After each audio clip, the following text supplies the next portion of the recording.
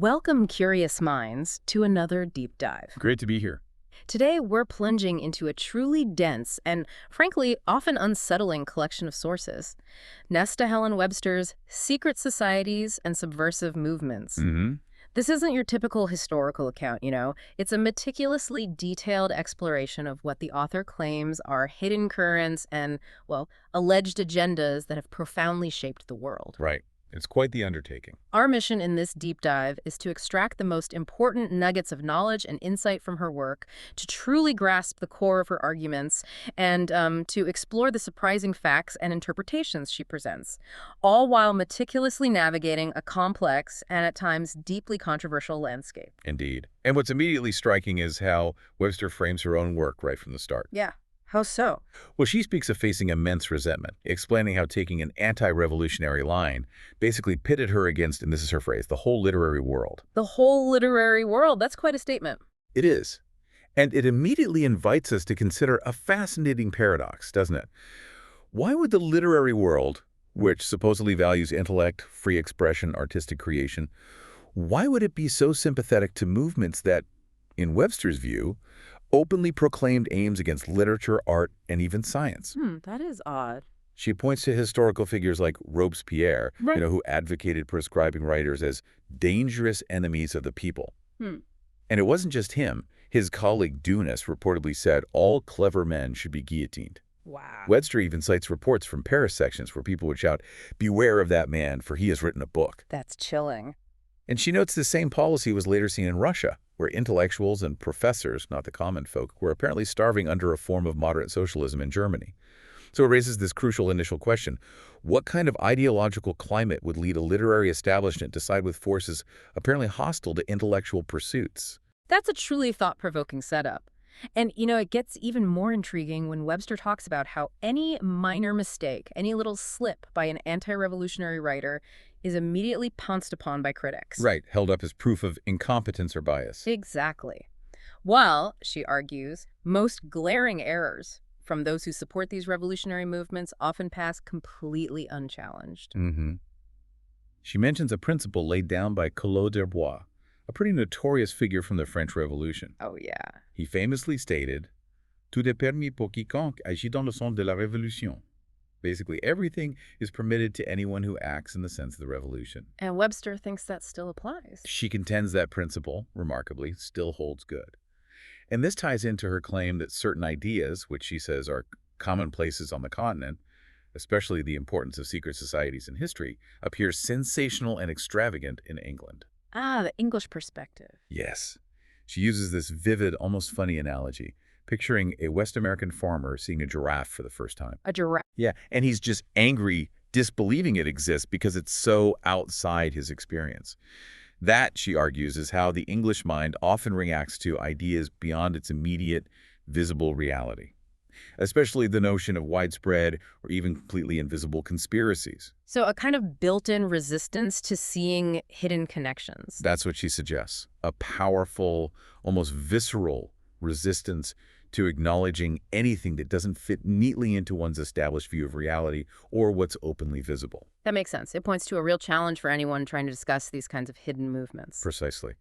Webster's really keen to point out that believing in widespread conspiracies, even ones that seem completely invisible, shouldn't automatically be dismissed as, mental imbalance. Right. She offers this telling contrast. She refers to an account by a Mr. Spargo, who described finding these great nationwide organizations in London devoted to stirring up anti-Jewish feeling. He claimed to find special articles in big newspapers, a whole library of books, all obviously well-financed. Yet Webster notes people who were actually in London when Mr. Spargo visited apparently saw nothing of the things he here describes. So conflicting perceptions of the same reality. Exactly. She uses it to question the names and leaders of these supposed organizations. This comparison is central to her point. It shows the profound difficulty, the subjectivity, in proving claims about invisible forces. Perceptions can differ so much that the idea of a hidden hand seems like a bogey or an obsession to some, while it's self-evident to others. It really makes you think about the lens we use, doesn't it? how our own frameworks shape what we're willing to believe or even see. Absolutely. Webster's key insight here is that the very nature of hidden influence means it often defies conventional, visible proof. It leaves the question of its existence perpetually open. Okay, so let's start our deep dive at the very beginning, the cradle of these mysterious associations moving way back to ancient times in the East. Where she thinks it all began. Right.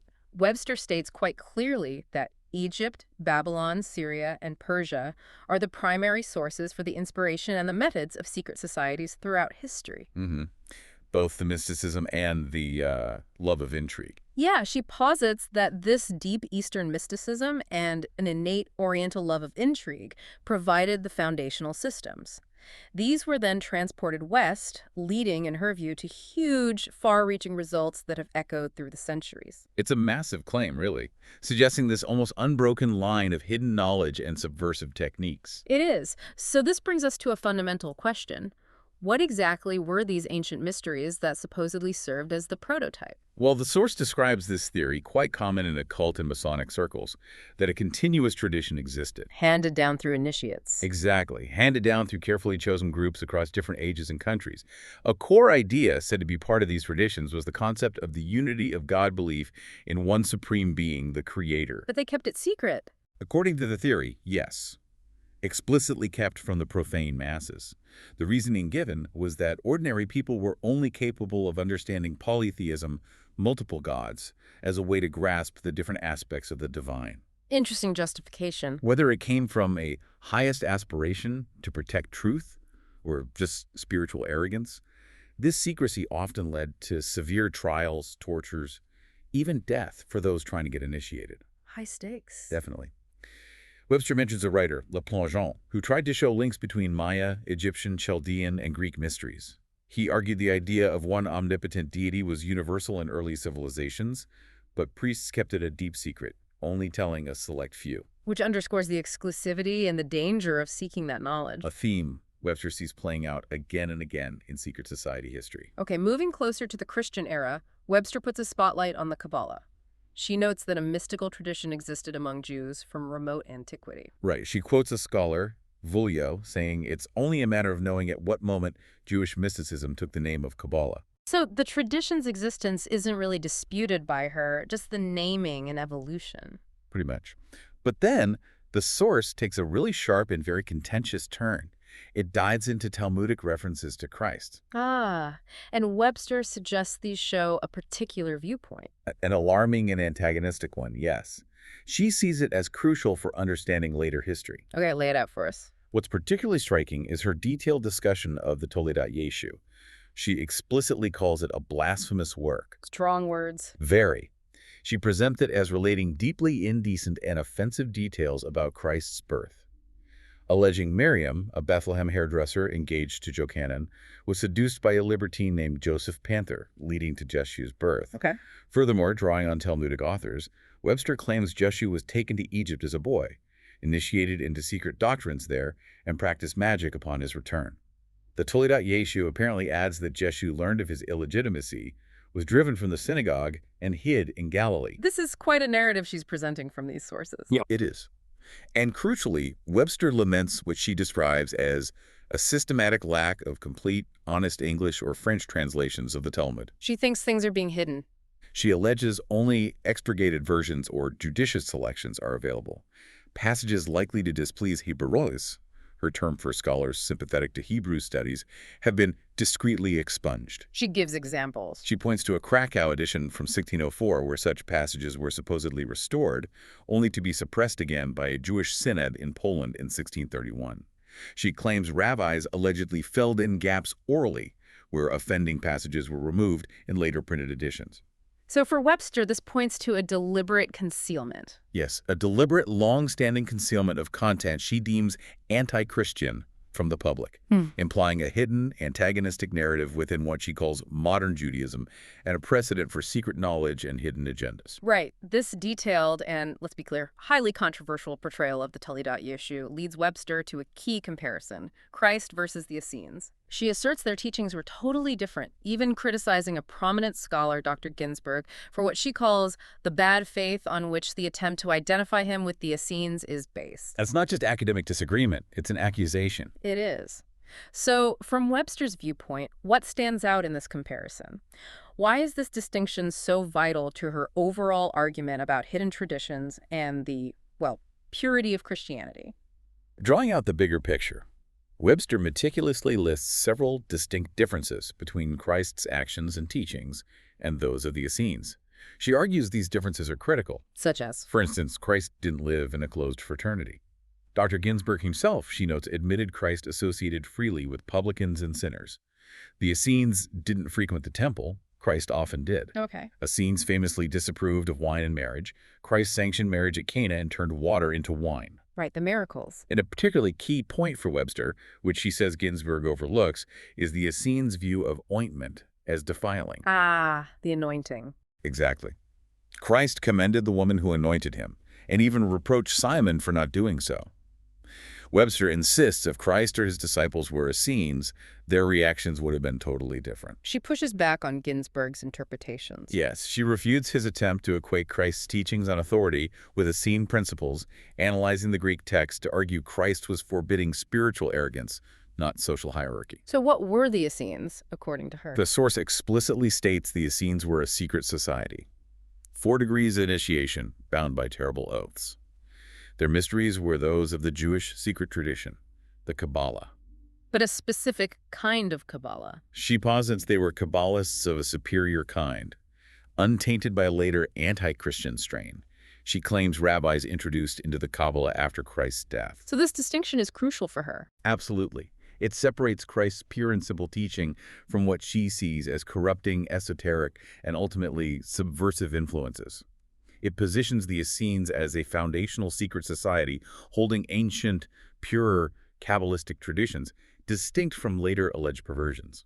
And from this exploration of the Essenes and Cabala, Webster shifts her focus to Gnosticism, which she interprets not as a simple offshoot of Christianity, but as a combination of systems into which a few Christian elements were introduced. That framing is key to her thesis. Right. It positions Gnosticism not as an internal split, but as an external, infiltrating force to corrupt Christianity from within. So according to Webster, what was the profound and, well, destructive impact of Gnosticism, especially on early Christian teaching, and how did it set a precedent? Yeah, the key point is, how did Gnosticism, framed this way, affect early Christianity? Webster claims it fundamentally Kabbalized Christianity. Yes. By mingling its pure and simple teaching with elements of theosophy and magic, thereby corrupting its original form. She even cites the occultist Eliphas Levi, suggesting Gnostics introduced a profanation of Christian mysteries, which then became the basis for black magic in the Middle Ages. Okay, that's a strong connection she's making. And what's particularly striking in Webster's analysis is this theme of the glorification of evil. She sees this as a crucial, persistent element running through what she calls the modern revolutionary movement. She gives examples from Gnosticism. Vivid ones, What? like the Ophites, who worshiped the serpent because he revolted against Jehovah, whom they called the Demiurgus, that lesser, flawed creator god in Gnostic thought. Right. Even more extreme, she notes, were the Cainites. They had a cult of Cain, Dathan, and Abram, the people of Sodom and Gomorrah, even Judas Iscariot, all seen as noble victims of this Demiurge. Noble victims. That's how she presents their view. These Cainites supposedly called upon all men to destroy the works of God and to commit every kind of infamy. For Webster, this reveals a deep, systematic hatred of all social and moral order. And other Gnostic groups. The Karmithites reportedly went back to a primitive system of community of women and every kind of license, a complete breakdown of conventional morality. So her conclusion on Gnosticism. Webster concludes that the Gnostics reduced perversion to a system through these sects. They worked under the guise of enlightenment to obscure all recognized ideas of morality and religion. This systematic perversion, not just error, marks their importance in her history of secret societies. She sees them as early architects of a subversive ideology, using the cloak of enlightenment to dismantle morals and religion, laying groundwork for future revolutions. As we continue our journey through history, our deep dive now takes us into the Islamic world, specifically the Ismailis and their really radical offshoots like the Karmithites. Right. Webster sees these groups as continuing those destructive tendencies she identified earlier, just in a new context. So from her perspective, what were the core practices of the Karmithites that she finds so significant in demonstrating this pattern of subversion? What's deeply compelling, or perhaps alarming, is Webster's description of Karmath's teachings. She presents them as a clear recipe for social breakdown. How so? According to the source, Karmath established a doctrine ordering followers to mingle promiscuously with all the men as a sign of perfection and the last degree of friendship and fraternal union. Promiscuously. Yes, she even states often a husband led his wife and presented her himself to one of his brothers when that gave him pleasure. Once he had absolute control over their minds, he allegedly began to lead them quite astray, using dualist arguments. So, manipulating them. That's her claim. She says he then took away from them all religion and released them from all duties of piety, devotion, and the fear of God. He permitted pillage and every sort of immoral license, telling them to throw off prayer, fasting, all religious rules. No rules at all. They taught they were held by no obligations, could pillage the goods and shed the blood of their adversaries with impunity. The knowledge of the master of truth, he revealed, supposedly replaced everything else. No fear of sin or punishment. And the result? As direct result, she says, the Karmithites rapidly became a band of brigands, pillaging, massacring opponents, spreading terror, raging with fire and sword in the very bosom of Islamism for a century. Wow, that transformation from a supposed fraternal ideal to violence and anarchy is a key point for her, isn't it? Absolutely. It fits perfectly into her larger narrative of hidden doctrines leading inevitably to societal breakdown. The source then draws parallels to the Druses. Though they kept genuine religious beliefs, they also used a degree of duplicity. Right, pretending to be Mohammedans with Muslims, Christians with Christians, all to hide their secret dogmas. Which highlights that recurring theme she identifies: outward conformity masking an inner hidden truth, a tactic to infiltrate or operate unseen. Exactly. And from there, she pivots to the assassins. Ah, the assassin. Their hierarchy grandmaster, deus, rafiqs, fadis, she strikingly compares to Freemasonry's degrees. She cites historians von Hammer and Dr. Bussell, providing equivalents like master masons and entered apprentices. Suggesting a direct link, or at least a shared blueprint? Either way, it reinforces her idea of a persistent, evolving pattern among these distinct secret societies. Okay, expanding on this, the Templars enter Webster's narrative as a really crucial link. The bridge to the West. Right, connecting these Eastern traditions with later Western secret societies, bringing this hidden current into Europe. Now, Webster acknowledges their initial bravery, their crusading spirit. But quickly pivots. Yes, she asserts they became rich and powerful, abandoned their poverty vow, became notoriously immoral despite their chastity vow. And she makes a fascinating point about historians defending them. What's that? She says their continued defense by some historians is, ironically, convincing evidence against them, suggesting a truly noble order wouldn't need such constant defending over centuries. Interesting logic. What about their trial? A huge historical event. Accusations of spitting on the cross, other abominations. Some knights apparently confessed, even without torture, according to papal records she cites. And she defends Philippe le Bel, the king who suppressed them. Yes, including his debasing coinage and suppressing the Templars.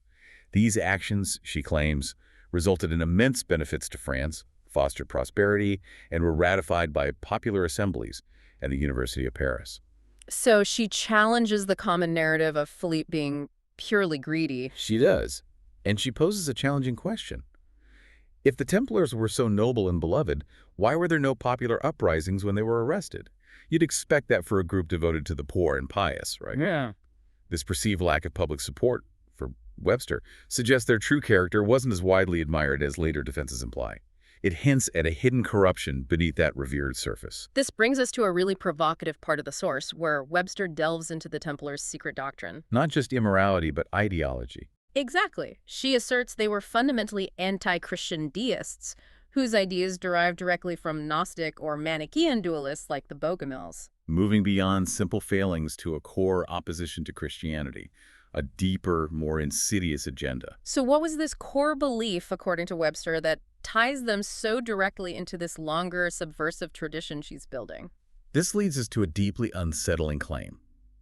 What was this evil god they allegedly worshipped? Right. According to the source, the Templars recognized a good god, but deemed him incommunicable to man, so no symbols, no direct worship. However, they supposedly directed their most fervent worship to a bad god, Why? believing he alone had the power to enrich them, grant material success. Webster quotes them as allegedly saying, "The elder son of God, Sedaniel, or Lucifer alone, has a right to the homage of mortals. Jesus, his younger brother, does not deserve this honor." That's a stark inversion of Christian theology. Absolutely. They were reportedly taught not to believe in Christ because he was nothing. He was a false prophet and of no value, and instead to believe in the higher God of heaven who could save them. And the idol, Baphomet, Allegedly represented this inferior god, organizer and dominator of the material world, author of Good and Evil here below. While the origin of the name Baphomet is debated, Webster suggests a Cabalistic connection. Cabalistic. How? To the macroprosopos, a Kabbalah concept referring to the head of the ancient of ancients, sometimes shown as an old man with a long beard or three heads in one.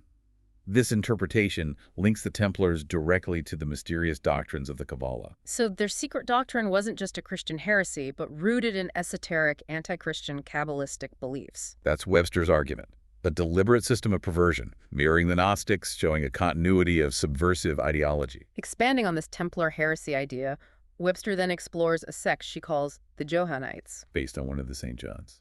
Right, described by her as both Kabbalistic and profoundly anti-Christian. She points out the Templars supposedly preferred the Gospel of St. John, and intriguingly, that modern Masonic lodges claiming descent from Templars have a special version of this Gospel. A specific version? Yes. Furthermore, she alleges that Baphomets, the idols, were supposedly preserved in Hungarian Masonic lodges practicing Johannite Masonry. Wow. So what does all this suggest about the Templar heresy and, crucially, its enduring influence and transmission through history, according to Webster? Weaving these threads, Webster argues that if the Templar heresy was Johannism, then Baphomet could plausibly represent the head of John the Baptist. Their head. Yes. This interpretation fits the theory that Baphomet came from Greek words meaning baptism of wisdom. It would also align with the idea the Templars had links to the Bogomils, the dualist sect. Also, The Bogomils, Webster notes, also had their own version of John's Gospel. They'd even place it on initiates' heads during initiation, specifically because they saw St. John as the servant of the Jewish god Sataniel, a figure they linked to the demiurge. so what emerges is this persistent thread. Exactly. An esoteric, often anti-Christian interpretation of religious figures and symbols that Webster traces across these secret societies. It's not just isolated beliefs, but a recurring motif suggesting a deliberate, continuous counter-narrative to mainstream Christian doctrine, spanning centuries, manifesting in various hidden groups. And this consistency is key to her argument for a deeper, unseen current of subversion operating through history, passing its core ideas from one hidden society to the next. Okay, moving into later centuries, the source shifts focus to occultism. Yes, citing explicit examples of Satanism and the desecration of the Holy Sacrament with a revolting description of the Black Mass found in Heisman's writings. Taking it from theoretical heresy to, well, tangible practices she presents as abhorrent. The author also draws a fascinating and very specific line to Talmudic legends of demons, particularly the Sheddim, and beliefs in incubi and succubi. She attributes a Judaic origin of this strange delusion. That's a significant claim, isn't it? Suggesting popular superstitions have a specific, intentional, esoteric root in a particular tradition, in her view. It is. So this naturally leads us to ask, how does this intense occultism and belief in demons connect to more, well, scientific pursuits? They seem completely opposite. Right. Webster brings in Paracelsus, the German scientist born around 1493. She acknowledges his methods approached modern research. And he got knowledge from secret doctrines. Reportedly, during his travels in the East, though Webster clarifies he wasn't a Kabbalist himself and, as an isolated thinker, didn't formally connect with any secret group. But then she connects to the Rosicrucians. Yes, an order she claims was secretly perpetuated from the ancient Templars. They had 7 degrees, used Templar ritual and symbols, and aimed to investigate being and of the forces of nature. Okay, investigating nature. But here's the crucial part. Webster states the art of poisoning was therefore known to the Rosicrucians. Poison. Yes. And she hints that perverted Rosicrucians might have taken this scientific knowledge, which she asserts came from the Cabala, and twisted its original purpose of healing towards deadly ends. So a sinister potential within hidden knowledge itself. Exactly. The same understanding used for good or profound evil. It fits her recurring theme of perversion, hiding under the guise of enlightenment, corrupting even science. Now let's turn our attention to Freemasonry. For many, the quintessential secret society. Definitely one of the most discussed. The source discusses its origins, explicitly rejecting the common idea that it solely comes from medieval workmen's guilds. She acknowledges the guilds existed, compagnonnages in France, Steinmetzen in Germany, likely close groups with professional secrets. But she questions the evidence from Masonic guilds before the York Charter of 926 AD. Right, and she notes even that Charter's historical authenticity is doubtful. So she argues against a simple explanation. So what does Webster argue instead about the true, deeper origins and fundamental nature of Freemasonry, pushing beyond that conventional story? What Webster finds really compelling is her contention that Freemasonry always was an eschatology. Meaning it was always concerned with ultimate destiny, spiritual salvation. Its signs, symbols, words always hinted at deeper mystical meanings, far beyond just practical building know-how. And she highlights a specific influence. A very significant Judaic influence. She argues that while traces of Egyptian and Greek mysteries might be there in decoration or brief mentions, the form in which the ancient tradition is clothed, its phrasing, its passwords, are neither Egyptian, Chaldean, Greek, nor Persian, but Judaic. That's a critical point for her argument. Absolutely. To back this up, she explicitly claims the Masonic coat of arms, still used by the Grand Lodge of England today, she notes, is undoubtedly of Jewish design. Based on what? She cites Mr. Lucian Wolff, a Jewish authority, who states this coat is entirely composed of Jewish symbols, trying to heraldically show the cherubim from Ezekiel's vision, ox, man, lion, eagle. The four creatures. Yes. Wolff says this belongs to the highest and most mystical domain of Hebrew symbolism, the Cabalistic Merkaba, the divine chariot throne mysticism, with meanings hidden from the uninitiated. Any other example? The seal on craft masonry diplomas, showing a combined man and woman figure, she also describes as Cabalistic. So this intricate analysis suggests Freemasonry's core symbolism and philosophy are, in her view, deeply tied to Jewish mystical tradition. Exactly, implying a hidden foundational influence far beyond just operative guilds. Okay, building on this connection, the source then directly ties the Templars back into Freemasonry. It provides this detailed story bridging these two groups. Linking the suppressed Templars to emerging Freemasonry. Right. Given the Templars' controversial doctrines and their end, how does Webster suggest this connection actually happened, and what kind of influence was supposedly passed along this hidden line? Drawing out the larger narrative, Webster argues that Judaic elements likely entered Masonry significantly via the Templars. Because they were in Jerusalem. Precisely. Taking their name from Solomon's Temple, they would have learned rabbinical legends linked to the Temple while in the Holy Land. The Hiramic legend, central to Masonic ritual. Yes. Writers like George Sand and Regan interpret it as symbolic of the Templars' own destruction. Hiram represents their lost empire, and Maître Jacques is Jacques du Molay, their last Grand Master, whose death they mourn. And there's a specific tradition about escapees. A significant Masonic tradition Webster recounts. Pierre Dumont and 7 other knights supposedly escaped the suppression in France in 1307. Oh! In the guise of working Masons, they landed on the Isle of Mull in Scotland, held their first chapter on St. John's Day. Under Robert Bruce's protection, they allegedly fought at Bannockburn 7 years later, cementing their Scottish ties. And this lineage introduced something specific into Freemasonry. This lineage, especially through the Royal Order of Scotland, is said to have introduced Christianized forms of degrees into Freemasonry.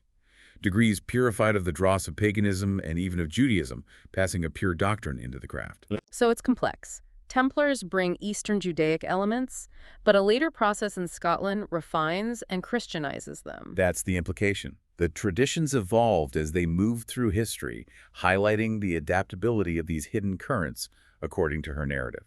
Moving into the 18th century, Webster describes the rise of French Illuminism. A movement, she says, became intricately intertwined with a recrudescence of the old craze for occultism. Suggesting a societal hunger for hidden knowledge and power that these new movements tapped into. Exactly. She specifically brings in the Martinists, calling them a Cabalistic sect that inherited a large number of Jewish manuscripts from Pasquale, their founder. Okay, so how did this Cabalistic influence specifically show up in the Martinist rite, especially in its higher degrees, and what secrets or powers were tied to it? This prompts a deeper look into the ineffable degrees and how Cabalistic influence worked there. According to Webster, these degrees, especially in the Rite of Perfection in France and America, clearly show Kabbalistic influence. Derived from what specifically? From the Jewish belief in the profound mystery around the ineffable name of God, the Tetragrammaton. Yod, He, Thou, He, YHVH, or Jehovah. The name not to be spoken. Right. Jewish custom forbade the profane from saying it. They had to substitute Adonai. Only the high priest could utter it once a year on the Day of Atonement in the Holy of Holies, amid trumpets and cymbals so people wouldn't overhear. Webster notes the true pronunciation is believed lost because of this. And this name was believed to have power. Immense power, according to Jewish belief, she cites. Capable of shaking heaven and earth, terrifying angels, thought to grant miraculous gifts engraved on Moses' rod, enabling his wonders. And according to the Toledat Yeshu she mentioned earlier, it gave similar powers to Christ. How does this connect to Masonic degrees? Regan, a Masonic writer she quotes, states that Skemhem Farash, another term for the Tetragrammaton, forms the sacred word of a Scotch degree. This belief in its mystic power is found in instructions for the Knight of the Black Eagle called Rose Craw. When asked its power, the answer is explicitly to move the universe. Wow. Move the universe. And what's truly fascinating here for Webster is Cagliostro, Ah, the famous occultist. whom she describes as the son of a Sicilian tradesman of Jewish origin who developed his influential Egyptian rite in London. Webster strongly suggests he got his Egyptian masonry not from some ancient manuscript, but from an eminent Jewish Kabbalist in London, Dr. Falk. Dr. Falk. Tell me more. Falk is portrayed as a high initiate, the supreme oracle whom various secret societies consulted. Described as almost inaccessible, with pupils admitted to inner mysteries. Even the famous German poet Lessing dedicated his Masonic dialogues, Ernst and Falk, to the Duke of Brunswick, a Grand Master of German lodges. Indicating Falk's widespread influence. Yes. Notes from Savalette de Lange and Falk describe him as known to many Germans, an extraordinary man believed by some to be the chief of all the Jews, who attracted purely political schemes, all that is marvelous and singular in his life and conduct. So this network suggests, for Webster, a hidden, powerful force guiding these occult pursuits towards revolutionary goals. That seems to be her implication, a hidden hand directing these esoteric currents. Now, we arrive at what Webster considers the absolute heart of her argument, the Bavarian Illuminati. Yes, and their alleged central role in undermining society. She describes their founder, Adolf Weishaupt's ultimate aim, Which was? to abolish property, social authority of nationality, and the return of the human race to the happy state in which it formed only a single family without artificial needs, without useless sciences. On the surface, that sounds strikingly like Rousseau, doesn't it? Those utopian ideals returning to a natural state, free from society's corruptions. It does. So what was the true underlying nature of Weishaupt's design as Webster uncovers it? And how did he meticulously plan to achieve this radical transformation? Well, Webster explicitly attributes Weishaupt's philosophy to Rousseau's misanthropic jibes, specifically his ideas about property and society being corrupting. But, she argues, Weishaupt pushed these ideas much further. To complete abolition. Yes, abolition of property, social authority, nationality, aiming for that happy state where humanity is one family, no artificial needs, no useless sciences, every father is priest and magistrate. And her proof for this being a conspiracy. The core of her argument lies in the captured documents, the original Schriften, seized by the Bavarian government, published by order of the elector. Their authenticity, Webster states, was never denied even by the Illuminati. Weishaupt just tried to explain away the worst bits. What do these documents reveal, according to her? Weishaupt's Machiavellian code and profound perversity. She claims he used deeply underhand methods to infiltrate existing Freemasonry, exciting curiosity showing glimpses and remarks that may be interpreted in two ways to subtly draw people in. Appealing to what? Directly to the love of power, promising adherents the ability to rule over the best men, over men of all ranks, nations, and religions, to rule without external force, to unite them indissolubly, and to breathe one spirit and soul into them, men distributed over all parts of the world. Did Weishaupt admit this? He admitted, trying to persuade members that higher superiors had nothing less than this intention, while secretly planning to gradually work it as I please.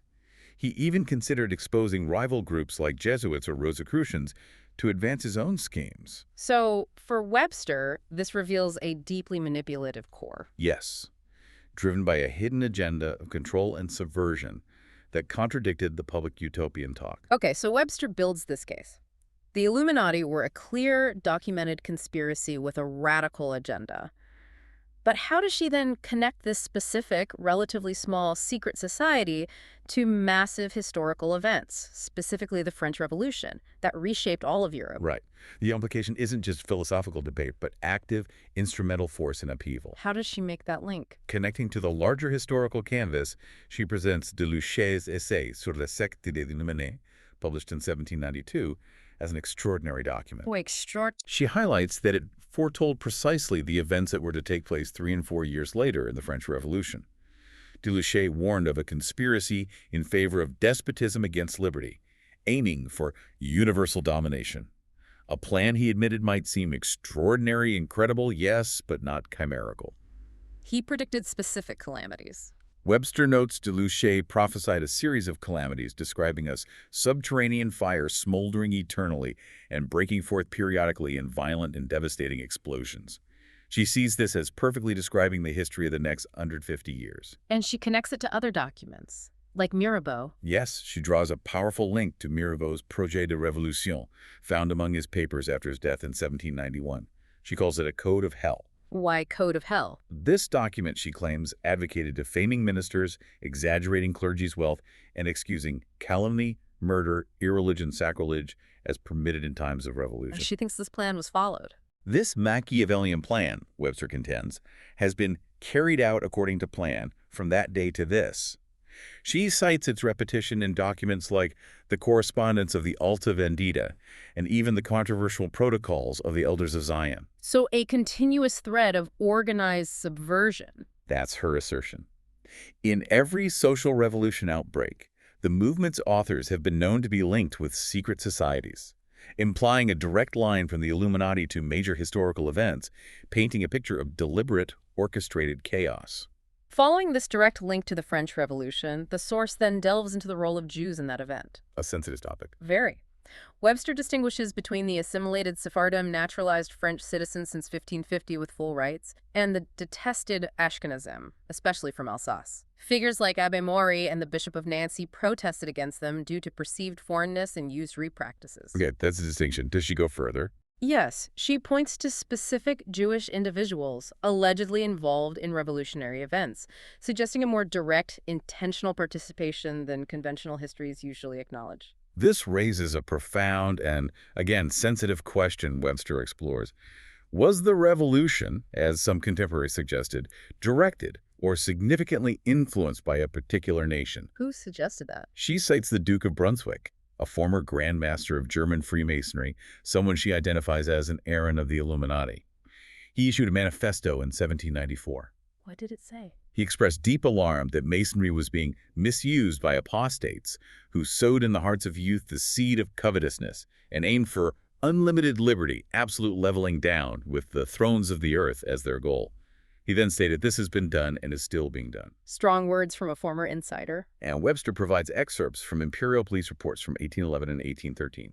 Dry official reports, she calls them, prepared for the vigilant eye of the emperor, never intended for publication. What did these police reports say about the Illuminati? They portray the Illuminati as a formidable and invisible organization, operating through small, scattered coteries and private groups, meeting under various excuses, literary discussions, amusements. How did they recruit? Crucially, they focus on recruiting littérateurs, savants, and above all professors to spread their principles in universities, subtly indoctrinating youth with terms like despotism, tyranny, rights of the people. The goal being To lead students, in Webster's view, to see the fall of a sovereign as the noblest and most meritorious act before they were even told about a secret association. and other groups. The idealists, a related sect Webster mentions, interpreted Holy Scripture for universal regeneration and absolute leveling down, reinforcing this theme of deliberate subversion.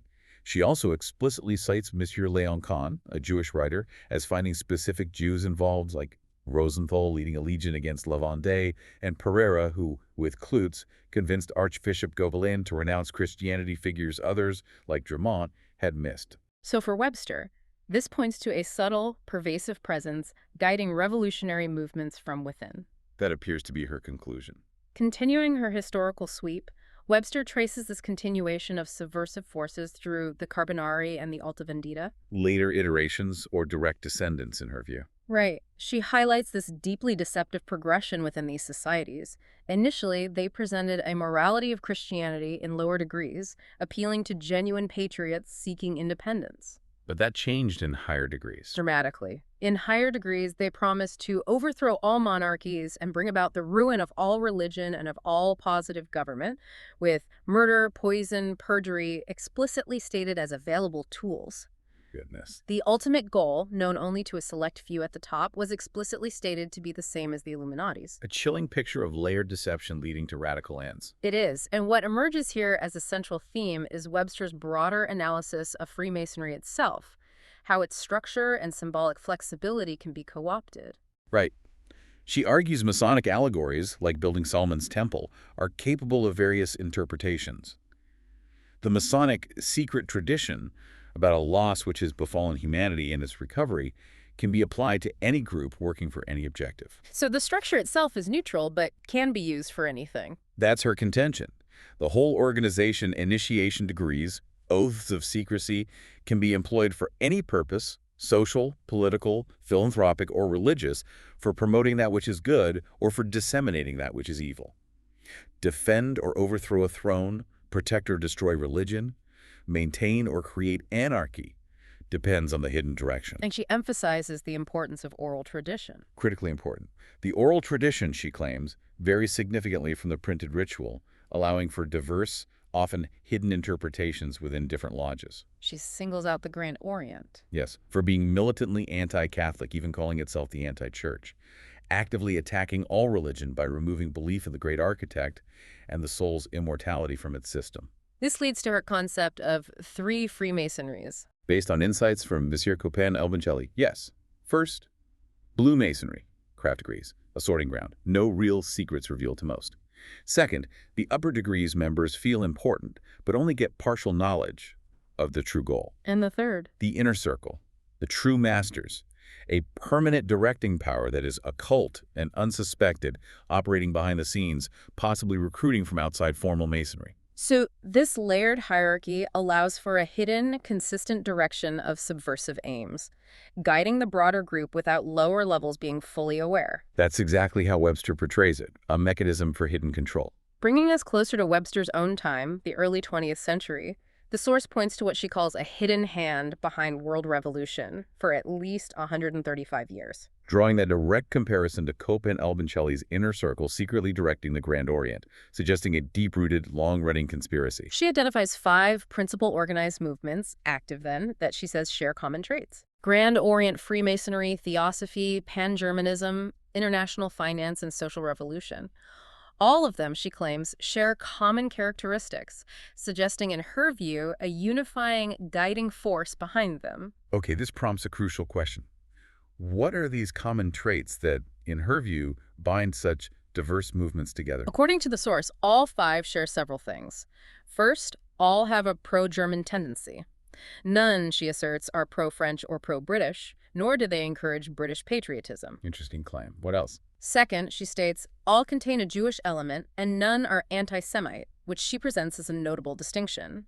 And third, all have a more or less decided antagonism to Christianity. So, based on these traits, she explores who might be the controlling power, Pan-German, Jewish, or Illuminism. Exactly. She describes a Machiavellian plan of engineering revolution that she claims reassumed its Machiavellian character when taken over by what the anarchist Bakunin termed the German Jew Company. This, for Webster, became the formidable organization of her own time. And she discusses Germany's historical relationship with Jews. Yes, Germany is favorites of the Jews despite anti-Semitism instances. She quotes Anacursis Klutz from 1793, claiming war could not begin or last in Germany without the activity, the intelligence, and the money of the Jews.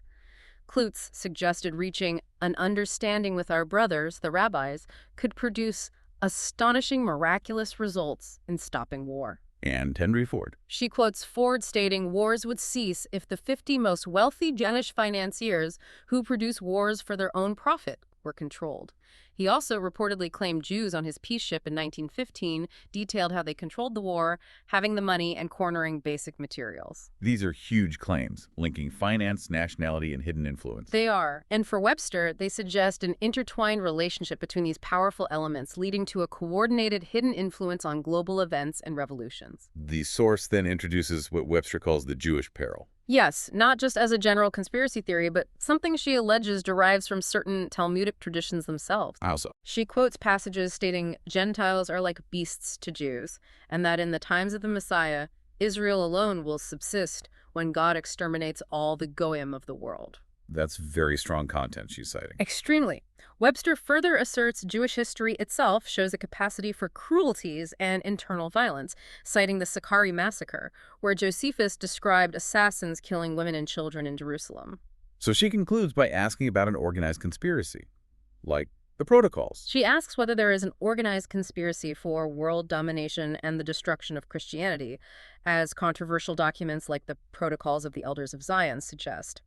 However, it's crucial we note here, Webster explicitly emphasizes her lack of certainty on the protocol's authenticity. She says she treats it as an open question. But she still points to areas for investigation. Yes, she points to investigations into groups like B'nai B'rith and Poale Zion, and the alleged use of Yiddish as a secret code hiding ideas from Gentiles as areas she believes might shed more light on this deeply contentious question. Okay.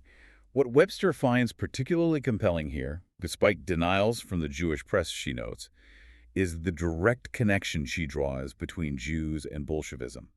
She presents this as undeniable. She contends it's an undeniable fact and cites official statements.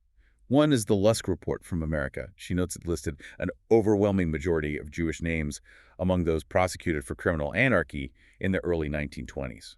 And she emphasizes the Lusk Committee's impartiality. Yes, saying they were absolutely impartial, and didn't even highlight this preponderance of Jewish names, implying the fact speaks for itself.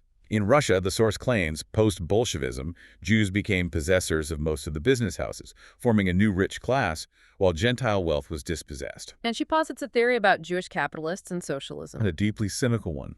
The Jewish capitalists, in her view, might see socialism not as an end, but a temporary phase. A phase paving the way for a Jewish and German plutocracy by dispossessing Gentile wealth, as wealth in Russia supposedly just changed hands. And the role of the Christian intelligentsia. According to this view she presents, they are the sole bar to the enslavement of the proletariat.